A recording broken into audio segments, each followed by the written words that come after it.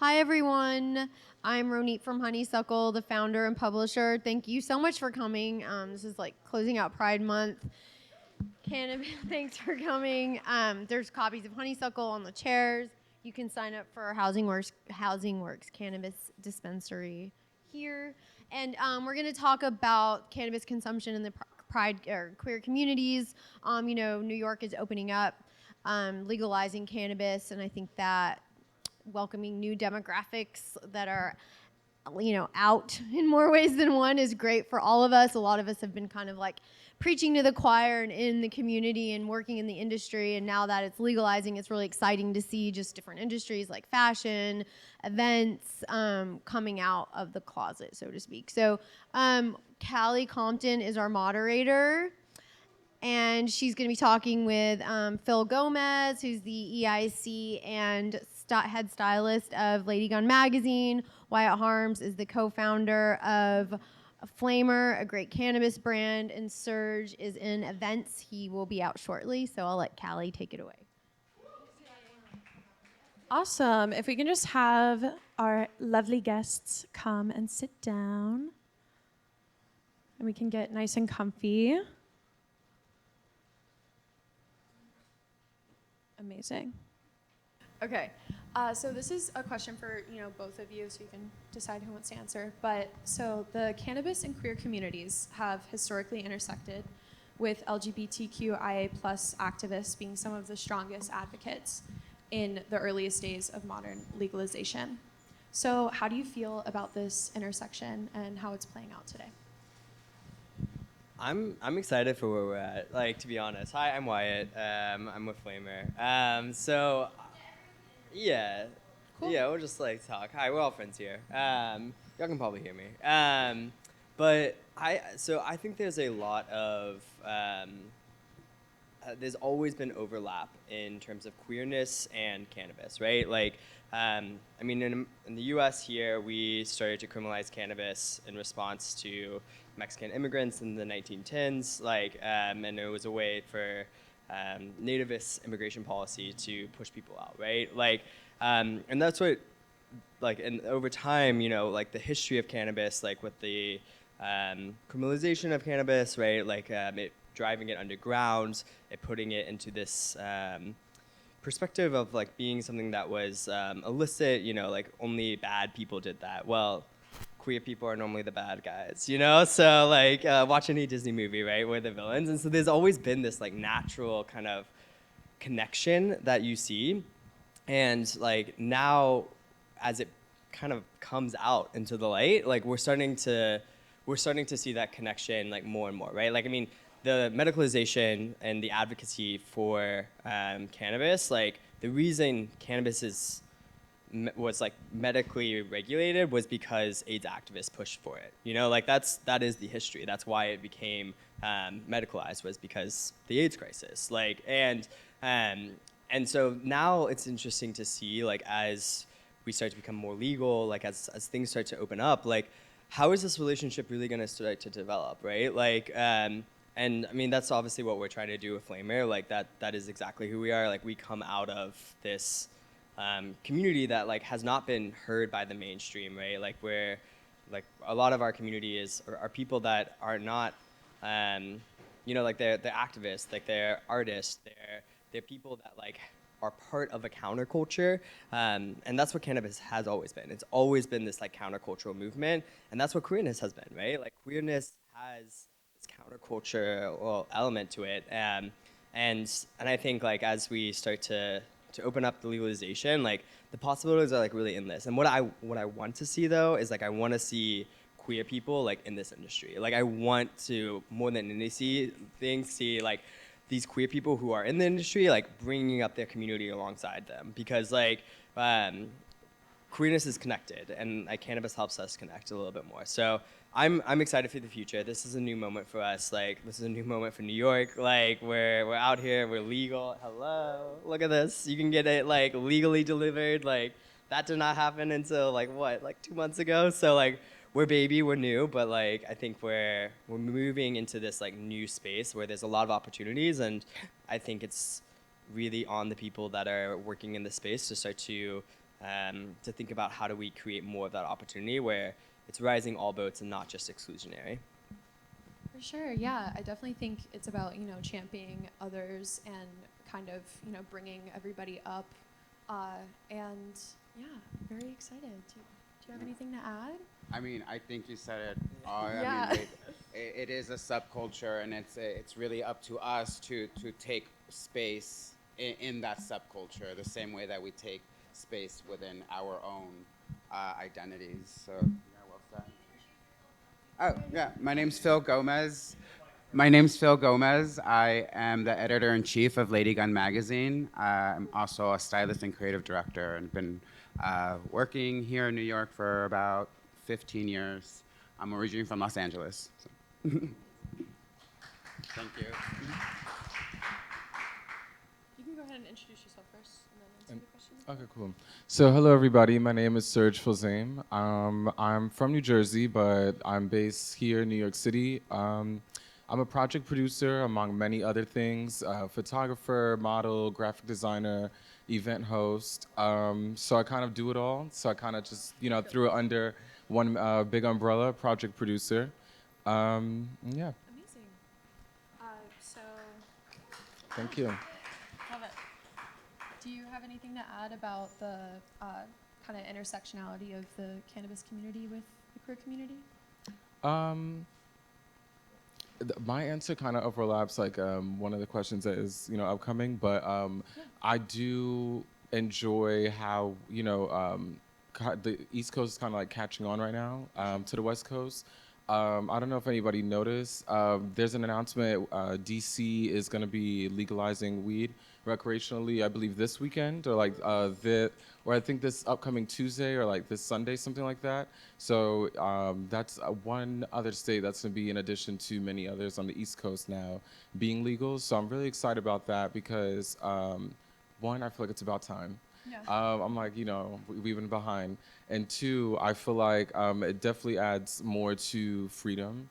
And that is what, Queerness is all about. So I see it on its way to becoming hand in hand. Of course. Yeah, it's all about, not even just like legalization, but also just access and, just being more open with, queerness and also just like the cannabis conversation. That's why we're having this conversation today. Amazing. So if you want to pass the mic over to Phil, this is a question for you. So how does your queer identity inform your work as a stylist and your role as EIC at LADYGUNN? Well, I wear my queerness on my sleeve, so it's very apparent. And the way that it translates to LADYGUNN, like LADYGUNN, really, we're kind of like the edgy sister of a Teen Vogue. We're gonna be smoking a joint, making out with the band, like that's what LADYGUNN is, and that really. That's really our ethos behind it. We're just who we are, and we want to share and amplify the voices that we are inspired by. And our team is very queer, very POC, but we're I guess we are a queer publication, but we don't need to identify as that. It's just who we are and what our ethos is. And yeah, I think that it translates like directly, because the magazine is who we are, and then that's what we like to share. It's like based on our own personal experiences and inspirations. I love that. It's kind of like, the lifestyle of the magazine is just about, showing. It's not telling, it's just being who you are. And it's just kind of like an innate thing. I love that. Yeah. That's what we need in more publications, so it's beautiful. Amazing. All right, so if you could pass it over to Wyatt. Okay, so Flamer is a collective of artists and creatives that innovates cannabis products for the New York market. So what was the inspiration behind starting Flamer? Not like the pitch deck copy. It's just, okay, so the impetus behind starting Flamer.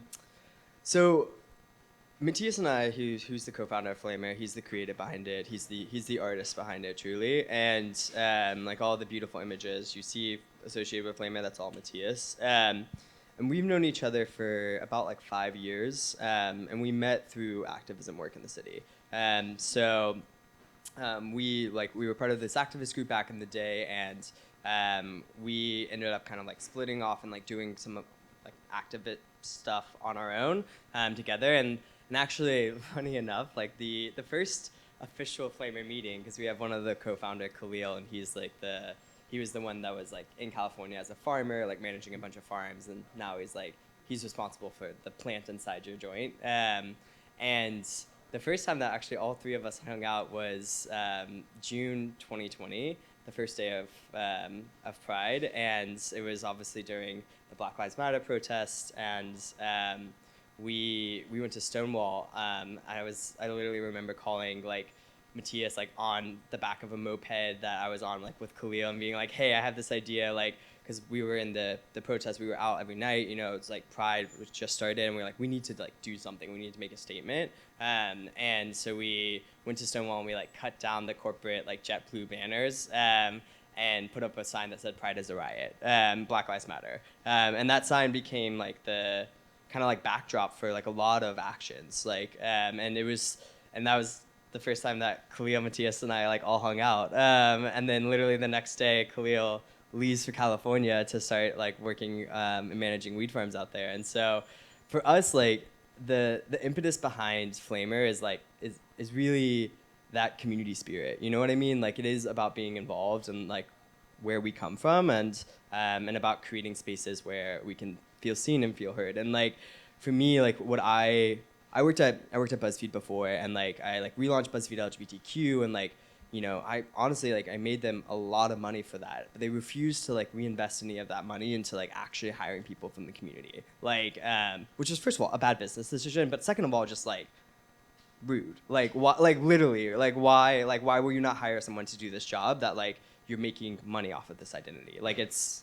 fucked up. And at the end of the day, like I kind of just realized like if we're gonna build the future that we want to see, like we have to build it ourselves. Like, and if cannabis is going to be legal in New York, and you know, like we have this like background in cannabis, right? Like as queer people, like we smoke a lot of cannabis, you know? And so I was like, this is an opportunity for us to like to do something and to start to build something that other people can come along and be a part of, and that we can actually like start to see some of that change, because like where we have the resources, hopefully, like to start to affect that change, like, and we have, you know, like those connections. And I just really, it didn't sit with me well that like New York especially, where there's such a beautiful active community, like that we wouldn't have a brand that was queer, like from New York, you know, like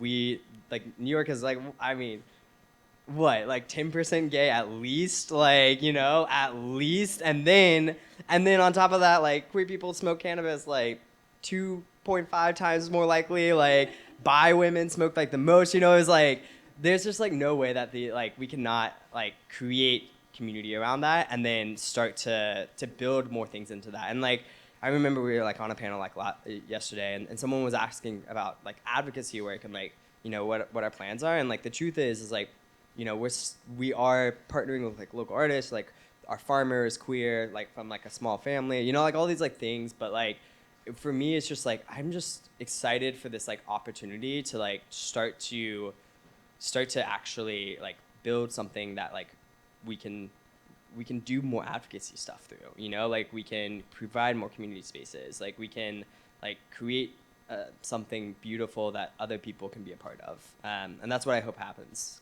in New York. Like hopefully they don't kill the market, but like yeah, that's what I hope happens.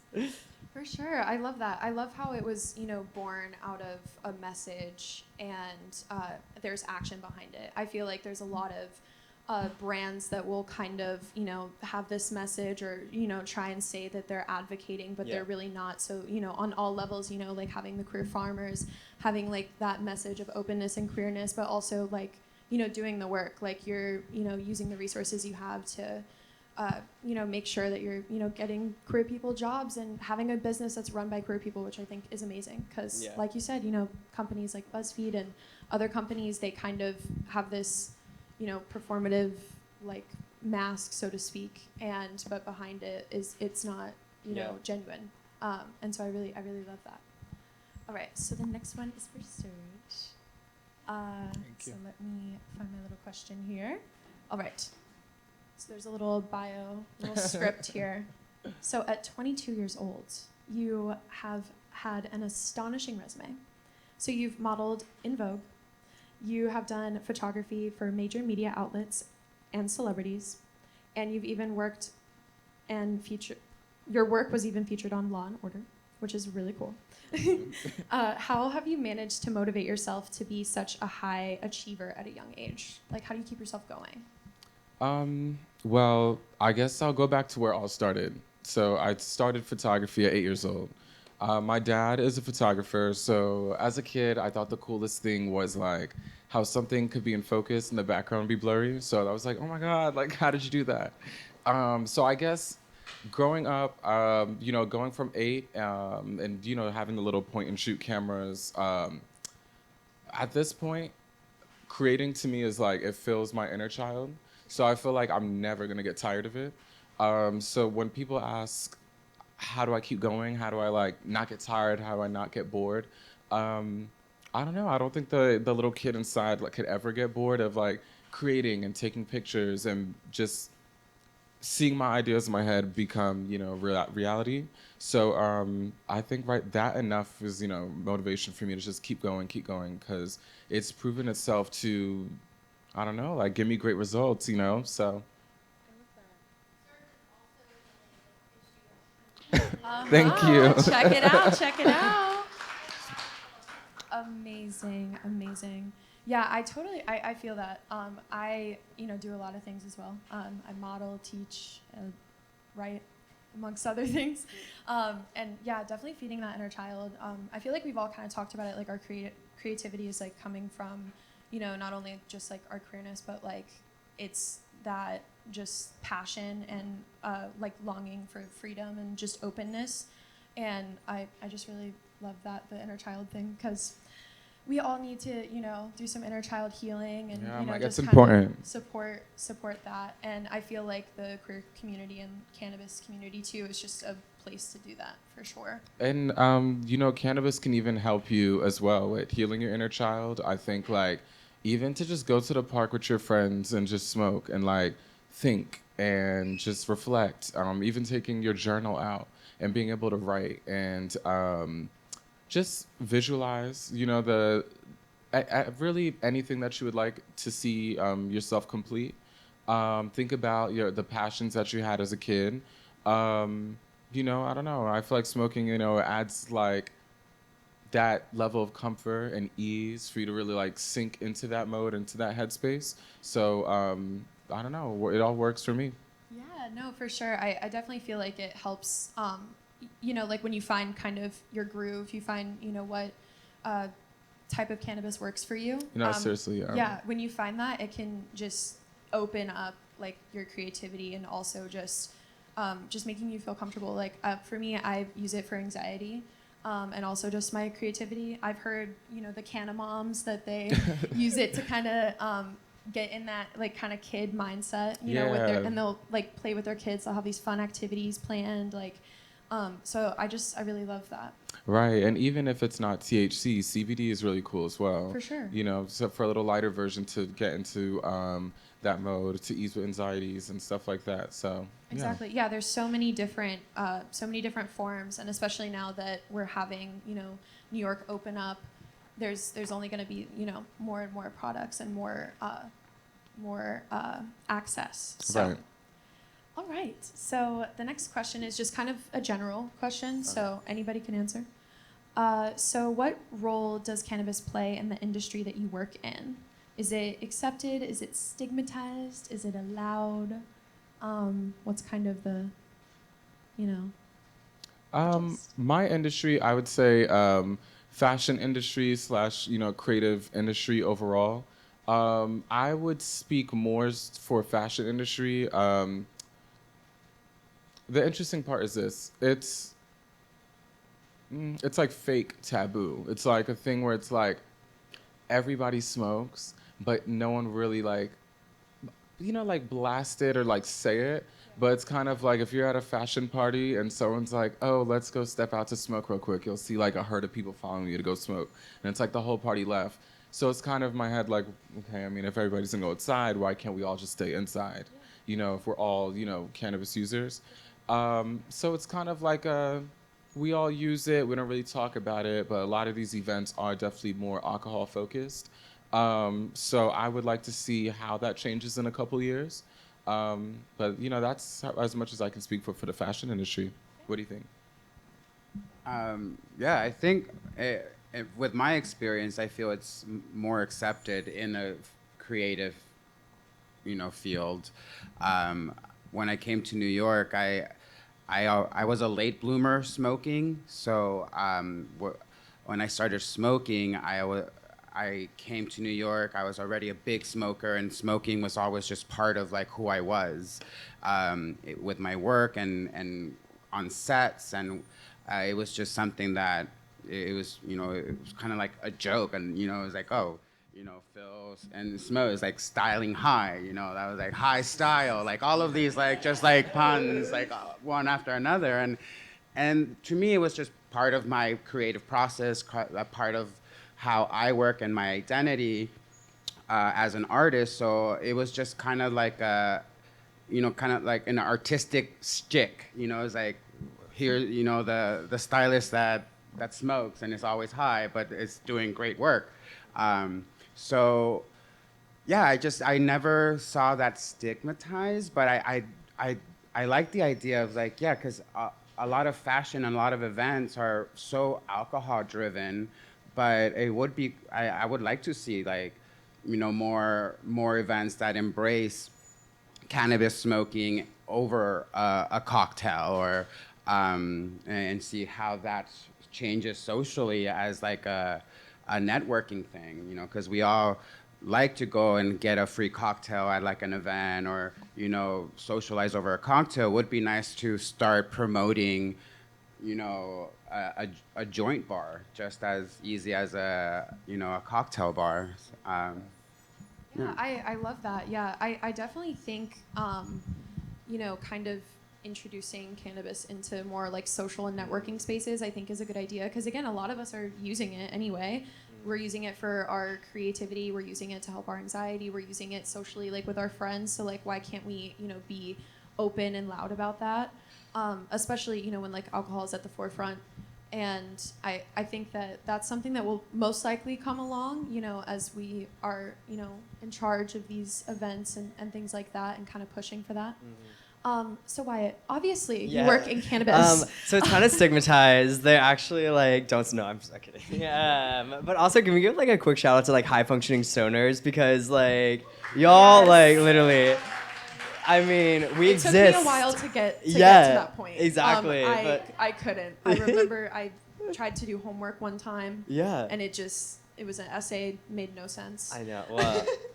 And I feel like that's why, just to piggyback, I always smoked with the intention of doing something, and I think that's a difference when you start smoking at a very young age, to where I started smoking my junior year in college, and it was always like, oh, let's smoke a joint and do this, or let's smoke a joint, and it was always something creative, whether it be let's smoke a joint and paint on a canvas, or let's smoke a joint and dress each other and take pictures. Like, it was always like, for me, it always correlated to like doing something, although there were many times where that something was just sit on the couch and watch TV for hours.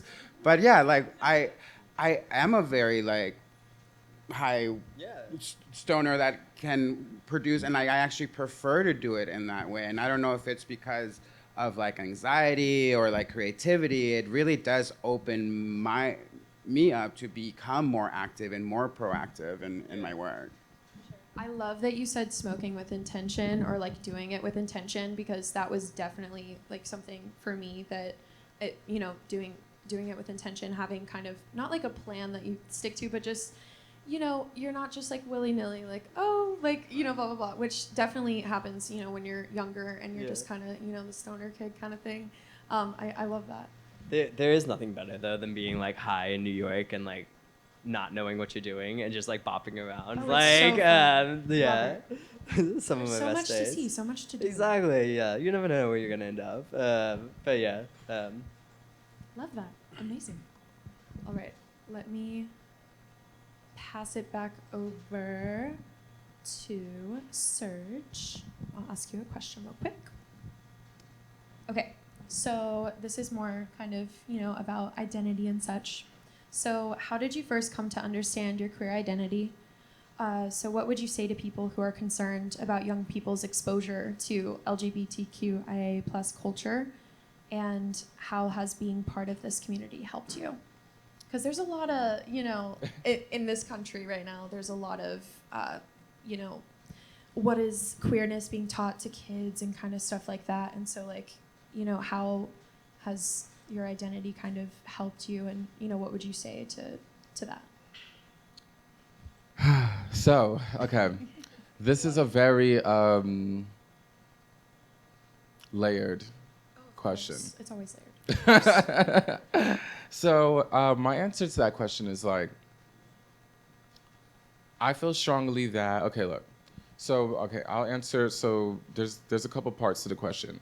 The first part you asked, how did I come to terms with my own queerness? Yeah. I've always known that I was different since I was 4. Because I didn't know the vocabulary of like what I was thinking or feeling. I didn't really understand what being gay, as I know at 22, you know, I didn't know, but I always knew I was different. I knew that I would see the other kids and stuff like that, the other guys and stuff like that. You know, I just knew that I was different than others. I didn't exactly know you know, how or, you know, why. But I always knew something was there, and that was since I was 4 years old. Growing up, I've been a very observant kid. You know, I've always been very, very observant. I would see how either jokes are made on like TV or how people are interacting in school. If somebody in school is displaying like feminine behavior, I would see how they're being mocked. I would see, you know, I'm just observing everything. So I'm seeing how the world around me is reacting to how I'm feeling inside about myself. So I'm like, okay. So I guess that's where like being hypervigilant, you know, came, and being very sensitive to, you know, my own emotions and others around me. So that was, I guess, part one. So when it comes to today's time and people feel like kids are oblivious and kids don't know and kids are unaware, I can't agree with that because, I mean, I can't speak for all kids, but I've always been a very self-aware kid. So I think that there is a way to, and I've also been blessed with a mom who has been very, very blunt from day one. She's always told it how it is, no matter what. She's always just explained things. If we have a question, she just says it, the answer. She leaves no room for confusion, and she doesn't shield us from anything. She does explain it, you know, to us in ways that, you know, a kid should be able to understand. And I think that's what many other parents can and should be able to do. But I think that it's a disgrace to children to treat them as though they are not someone that's going to grow up to be an adult. So I think that there's ways to teach kids about the world around them in a way that still shields them and protects their innocence and protects, you know, their growing mind. But I also don't believe that we should just behave in a way that, you know, let's just not say anything. They won't find out. They will. Yeah. And they will probably find out misinformation from kids at school, and they're learning like all types of crazy things when it can be explained to them properly and safely in a way where, and also like people don't realize, so I'm like, the biggest thing about the kids is like, why does everybody feel like we weren't a kid before? Like, let's all like think about that. So it's like, when speaking to kids, kids are very simple people. I don't think people realize that. Kids just like want to know like the very like teacher, I work with them. Like, you know, I'm like, they don't need a lot. You know, you can explain something to them and it doesn't need to be like wildly inappropriate, doesn't need to be outrageous, doesn't need to be raunchy and vulgar. It could be very simple and they'll be like, okay, and go about their day. So I think that we just have to do a better job with, getting comfortable with the idea like kids are going to grow up to become people too, and we should treat them as people and not like, just like little beings in the world that like can't comprehend the world around them, because they are listening, they are watching, they do understand, and they do make their own connections. So I think that we should just speak to the kids a lot more, and see where their mind is, and just catch them up to speed as much as we can, as they are growing up. For sure, yeah. I definitely think that, queerness is something that kind of comes from inside. It's kind of like a seed that's like inside you almost. And like, I feel like, especially with the kids, nurturing them and kind of, like watering the seed, so to speak. Yeah. Rather than, like, it's like putting ideas in their heads. It's almost just like asking them questions and, making them feel comfortable and kind of helping them, figure out their identity along the way. Right. I definitely think that that's super important, and it's something it's happening, but day by day. yeah, but it's happening a little slow. Yeah, of course. Yeah, so I think like a lot of this discussion around like protecting our kids, like blah blah blah, like fear of drag queens, like fear of trans people. It is homophobia and transphobia. That's it. Like Preach. this is like, it's nothing new. We've been dealing with this since like humans have existed, probably. Like, I mean, obviously different cultures have different relationships to queerness, right? We happen to be in one that has not been very accepting for the, like the life of its culture. And now we have made some gains, and this is a time of cultural backlash. Like, we are in the moment where the culture has turned against us. We see it in these bills, like banning discussion of queerness, like amongst kids. We see it in these bills, like targeting trans kids, targeting trans athletes. Like, what we are experiencing right now is like, it's homophobia and it's transphobia. And for people to pretend otherwise is just a lie. Like, the reality is the people that are harming kids are not queer people. It's not drag queens. Like, the call is coming from within inside the house. The call is coming from within inside the church. You know what I mean? Like, no, seriously. And so, like, if you're not talking about that and you're focusing on like, like something like related to queerness, like that focus is just homophobia. It's just transphobia, and it should be dismissed out of hand. And the fact that we're in this broader cultural discussion about it right now shows that our culture has not come as far as I thought it has. Yeah, I definitely think we need to be having these conversations. It's so important. And yeah, at the end of the day, it's, protect the kids or whatever, but it really is, at the end of the day, just, homophobia and transphobia. And they're kind of, using the children as pawns, which I think is horrible.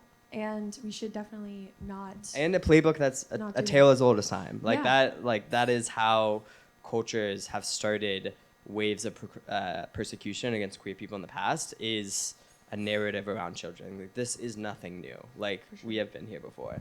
Yeah, no, for sure. Phil, do you have anything to add about the kids, nurturing the kids? I mean, we love the kids. No, we love the kids. We love the kids. No, I mean, yeah, I think it all starts from, I think someone said it, or I definitely heard, you want to be the change you want to see, and then that also transpires, and you want to educate anyone and everyone to see that, and that starts from the beginning, because no one is born homophobic or racist, or you're just not born that way, so that they're learning that from somewhere. So it really does stem from the root, and the younger that we are able to influence and inspire and motivate people or children to become their own voice, is the sooner that we're going to see that change, and that's what we do with LADYGUNN. We're just trying to amplify and give a platform to anyone that wants to express themselves in any way, and do it through storytelling, because then it doesn't become as brainwashing. It just becomes as we're being a tool for you to use your brain your own way, by creating a space for anyone to be able to have an area to create. I love that. Yeah, it's like giving the, what is it? It's giving the tools for people to fish instead of giving them the fish kind of Right. thing. Yeah, letting them kind of make up their own minds about it. And again, just like, nurturing. I think that's so important. So we're gonna, I think, wrap up a little bit. Yeah, one more question. Yeah. So this is again like a general question, so we can all just kind of bounce around. So, what future do you want to see for the cannabis industry in terms of equity and inclusion? So we've talked a lot about kind of the homophobia, transphobia. There's racism. That's it's everywhere. It's in the cannabis industry. It's in just everyday life. So how do we want to see the cannabis industry kind of negate that, go against it? I mean, for me, I think it's just taking that space, and because we'll take that stigma away from it by just being ourselves. Like I'm very unapologetic about my cannabis intake, and I've been accepted within like my industry with that, and then also now with my family. Like I grew up in like a first generation Mexican household, like a creative career, being queer, smoking, like that was something that was so taboo, which is why I was a late bloomer in every like possible way. But once I made up my mind of who I am and I was comfortable with myself, that includes my cannabis usage. It was just easier for me to be myself in front of my family. And now while my dad's smoking his Marlboro Reds, I'm smoking my, hybrid joints. And now I'm not like hiding it or anything. And they just accept me. And, they don't even think it's bad anymore. It's just like who Phil is, So I feel like that is the change that we're going to be able to do. Because if we also act in a way where it's like, behind doors, or it's only a thing that we do secretly, or it's a trend or whatever, then that's how it's going to be treated. But if we just adapt it into our own lifestyle and are open with it, whether it's cannabis intake or if you're queerness or identity, like it just live your truth. And my truth is I'm queer and I love to smoke. Period. I love it. I love it. I love that. To add to that, I definitely, with time, I would love to see like a lot more LGBTQ owned dispensaries.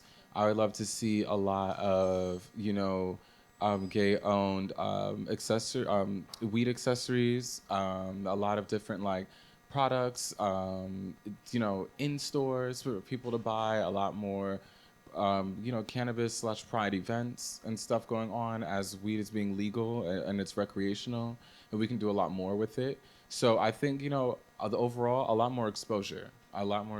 So I think that's how we can head to people being on the same page and just everybody being like, okay, I see what's going on. Like they're here, all right. Yeah, I definitely think individually it's about, being proud of who we are, which is like what you were talking about, but then also like as a community and also just as an industry, bringing that exposure as well. It's about, each individual person, but also everybody as a whole. Right. And especially those events, those are the things that, help to market those brands and those products. It helps to bring people together. And I think that that's going to be the most important thing, aside from, the dispensaries getting all of their licenses and everything. Once you get that, then you're good to go. But yeah, Wyatt, do you wanna take us home? Yeah, I will. Well, we're working on all of that, so let's stay in touch. Yeah, spearhead. Exactly. The first Flamer party will be lit. So be there. Yeah, absolutely. I mean, yeah. Anyways, I think queerness, is going to be a part of the cannabis industry, and actually already is. Like, what a lot of people that don't work in cannabis don't see is it's queer as fuck, in this industry. Literally, all the people I'm working with at these dispensaries, Housing Works, Union Square Travel Agency, Days, Gotham, all these different dispensaries are a lot of the there's a lot of queer people in management. There's also a ton, even more, which is a problem, but even more queer people like actually selling the bud, like actually as the bud tenders. And so there's already starting to be like this queerness like infused into the existing New York market, which has been, to be honest, like a pleasant surprise to see. Like I've loved so much like being able to connect with other people in this industry like on queerness, and it's been so easy to do it because there's so many of us, to be quite frank. I do think like queerness is going to be a part of cannabis. It is on us, literally on Flamer too, to like create space for queerness in cannabis. Like that's what we're working on. But I think we would probably be remiss to not call out like the other social equity side of things, because what's happening right now in the market is they gave they're called card licenses to people that were formerly incarcerated. And we'll see how it goes, but it has not gone well so far for those people. The state promised to give them resources. They promised to find them leases. They have not done either of those things, and they have left people that they are supposed to be helping holding the bag.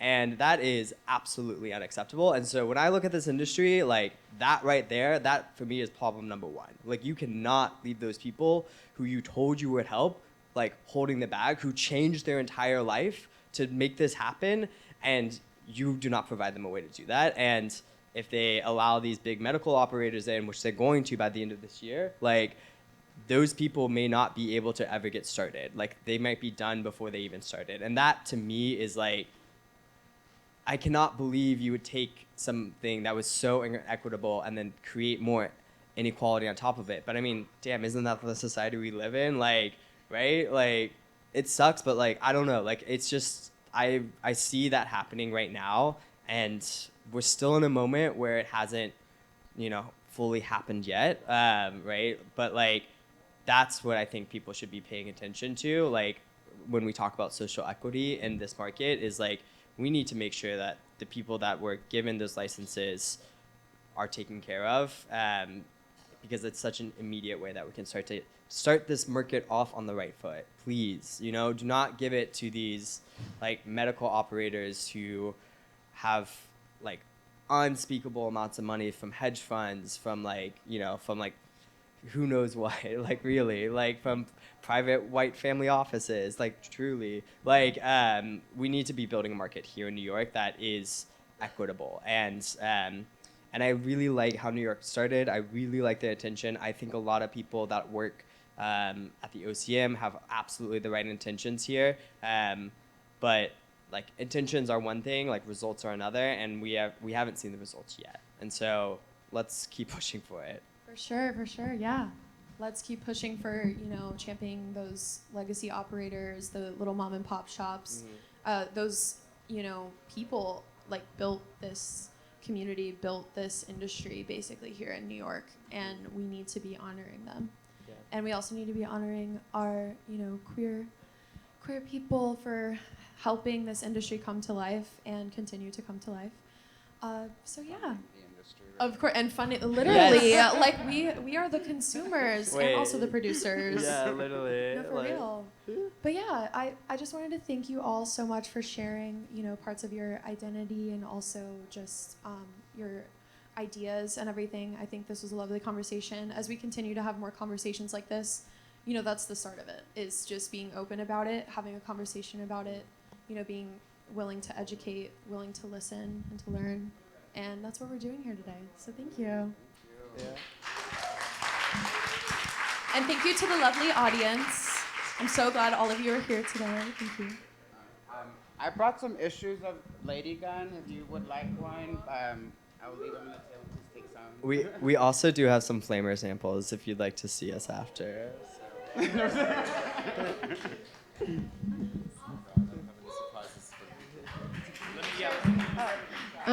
Yeah.